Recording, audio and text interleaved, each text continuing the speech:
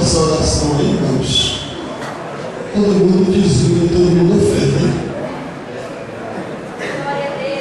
Você que não trouxe, você que ainda não levou o seu dízimo, faça isso. Os diáconos estão passando já no jeito aqui, e meu CD parece que vendeu tudo, né? Parece que vendeu tudo. Parece que nem a amostra ficou. O pessoal compra, irmão, até meus playback. Vocês acreditam nisso? Até os playback o pessoal compra, né?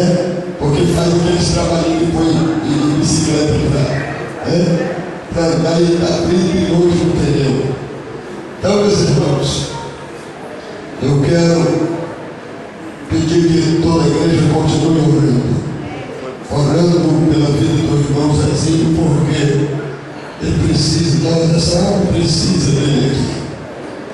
Esse coral, esta banda, nós precisamos dele aqui nessa hora. Vamos com muito entusiasmo. Obrigado, irmã Joana. A senhora tinha até comprado o CD e teve que devolver ele. Não foi assim, né? Concorda comigo? Ele foi lá para me cantar o hino.